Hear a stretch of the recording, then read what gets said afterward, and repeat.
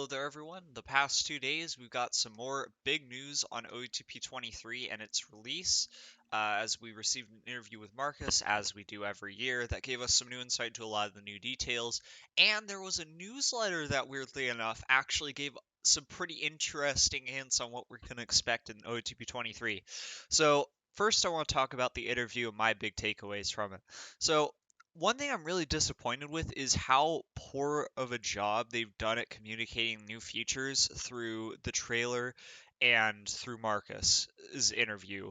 Less so through his interview. I actually heard a lot of complaints about it, but I thought there were some pretty good things in there, and I would still recommend that all of you guys watch it if you haven't already. Good stuff as it is every year, but they still are not building hype like they have in the past. They're not building hype like they should. And with a new game that's going to completely change the way that new players can get into it, that's disappointing. Come on, guys. I mean, anyways, as for actual features, Marcus's interview gave me a couple of things to look forwards to, especially as somebody who's more intrigued by the game engine itself. The big thing is they've completely reworked the game engine from scratch, according to Markus. Now, one thing I'm disappointed by is the rating system still seems to be the same. So that just makes me think that by completely reworking the game engine, what they've probably done is I'm guessing they've changed the order of operations or removed it completely, and how that works. I'm guessing they've reweighted how every rating is going to work. So it's possible that we're going to see like a gap power revolution. It's possible that next year gap power is really good. One thing I really hope to see is gap power actually influence batting average like it does in real life, where line drive hitters hit for a much better batting average. So if we can see stuff like that, that it actually does start to resemble real baseball a little better, that would be awesome. Other things that I'm really intrigued by in the interview. One big thing is the catcher framing model, which he said was totally reworked, and that seems to be the type of thing where I'm not sure what that's going to look like in OHTP 23, and it could be the type of thing where they've just slightly adjusted some stuff. It could be the type of thing where there's a new rating on a catcher's card where it comes down to catcher ability and then catcher framing, and catcher abilities like pitch blocking, maybe game calling. If they're reworking the game engine, it's possible that that's something we could see in OTP 23, game calling as an actual feature, and pitchers with different pitches, utilizing them differently in different quantities. That would be really cool if we could get that. But yeah, honestly, the sky's the limit with what he just told us, which is frustrating at the same time because it leaves us wondering what we're going to see, and we probably will not know until the release of the game and we start diving into this stuff. But it's cool that we know that there's going to be some really interesting tweaks to how the game actually functions. The AI improvements, another thing he brings up. And these are the things that are the most overlooked, in my opinion, in terms of the game itself. The game engine and the AI gets so much better every year, and that is probably the biggest thing to the quality of life of the game and how much better it feels playing it. So hearing that those things were massive improvements in this game, like I thought 22 over 21, that was a big improvement for the AI and how it functions. If we see something even better for 23, that would be huge in terms of a gameplay experience. So I'm really looking forwards to that. The other big takeaway I got from him is, oh, honestly, I think those were the biggest things. Just the game engine itself is going to be huge to watch out for in 23. I'm really excited to start diving into it and getting data, and obviously completely rebuilding my modeling because it's going to be completely changed. Anyways, I would recommend that you guys all check out the interview yourselves to see um, exactly what Marcus had to say.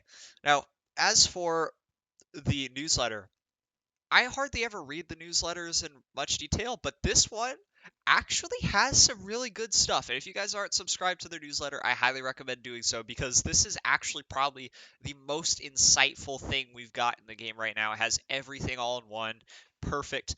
And of course, then you got your convenient links to buy the game if you haven't already. So here we go. Here are some of the new features for OOTP 23. That's right, guys. They're talking about them in the newsletter. And this is stuff that we haven't necessarily heard before. Okay, all new visual improvements, and we've already heard about this. Marcus talked about in the interview as well. Hundreds of animations, a lot smoother. They're starting to slightly improve camera angles, how the players look in the game. They're adding the uniform customizations to the game, which is awesome. Uh, it's going to look a lot smoother. It's going to look a lot better. The game is going to be more fun to watch as time goes on. Their 3D artist is clearly making a lot of progress. And I don't think we're anywhere near getting to a point where we could say it's like MLB The Show quality visuals, but we're starting to get to the point where it's actually going to be potentially enjoyable to sit back and watch a game go or manage a game rather than just it's so painful to see the shortstop chase a ball behind the right field line and then throw the guy out at first base 5 seconds after he gets there. Um, so that's cool to see. Obviously, the unlimited alternate uniforms. This is something that Marcus revealed in his interview yesterday. That it's not just you have alternate uniforms available, you can have as many as you want. So this allows for a lot more customization for your team and how they're going to look. Um, so you can do just about whatever you want to do in terms of giving your team the look you want, and that's going to be pretty cool to see for sure as well. Obviously, the tutorial system. This is the big one. If you are not solid on everything about OOTP. Like, if there's some things you're less familiar with, this will really help. For new players, this is going to be a great way to start understanding the game, getting the basics in, understanding what you need to do, and then start learning from there at a much higher point, which would make the game a lot less intimidating. So, again, if you have tried to play OOTP in the past, and it's just seemed too overwhelming for you, you don't really like watching or you don't have the time to watch YouTube videos or whatever, the new game in-game tutorials, I highly recommend you try OTP 23 and their tutorials because it could make a huge difference in your gameplay experience. And obviously, the game itself is incredible once you get past the initial learning curve. Dramatically updated live starts. Okay, so they elaborated on this a little bit. Minor leagues will be updated with statistics. This could also mean that minor leaguer ratings are updated as well. So in other words, you start a game. Let's say, who was a big one from last year? Alec Thomas, just as a Diamondbacks fan, had an incredible season last year in the minor leagues. Or Dre Jameson, that's probably better because he's not actually very good in OTP. So Dre Jameson's having like a 12 strikeouts per nine or something, and he's just tearing up the minor leagues. Midway through the season, you start up a live start. He's a lot better than he is at the start of the year. That would be really cool rather than just the incremental updates to players that we get every month or whatever it is.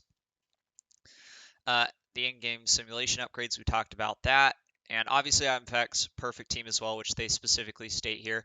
But there's something here that's huge, and it really changes the way that I'm viewing 23 because I wasn't expecting this at all. There's all new rating balances for historical players and a much improved version of Negro League players. So, ratings for historical players for those who do not play historical games very much are just downright broken. Defense is pretty much just everyone has the same defensive ratings except a few superstars at a few years in their career will have, it looks like it's manually adjusted ratings that are just much better than everybody else. It's not a functional system. Ratings in general are just horrible.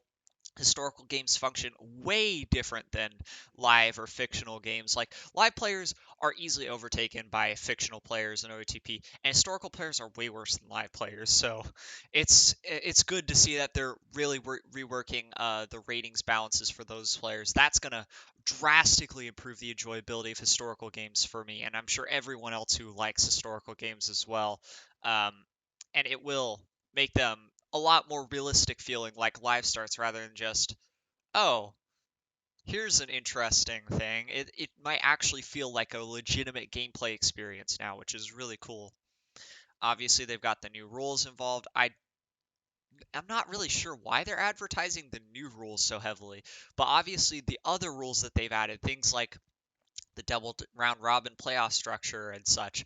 Those are really cool. That's awesome to see, and I'm glad that they've implemented those to the game. It allows players, especially in fictional leagues, to add a whole new level of customization to their franchise, which I'm looking forward to seeing in action. All right, new customizable options to create your own unique experience. So yeah, this is this is basically what I just talked about. New tools for online leagues, which Marcus elaborated on in his interview, and pretty. I think it's not a huge change, but it improves the quality of life for online leagues a little bit. Essentially, the waypoint system is just you automatically simulate at given dates. So rather than having the commissioner need to simulate himself or herself, the waypoint system will allow you to just inpoint a time and then the game will simulate by itself at that point. Much better in my opinion. That's a great tool to have.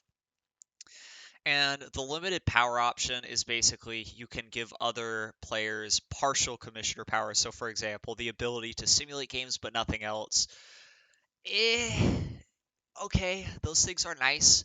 I think the waypoint system is going to make online leagues a lot more convenient to run, but I don't really know about the limited power option.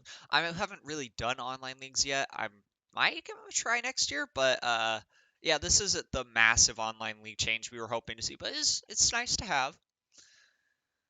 And the next thing is screenshots. So they add some pretty cool screenshots that give us insight into the new game. Now, this first one is of the settings page. And the first few things that stood out to me, I mean, obviously the ties, which they showed in the trailer.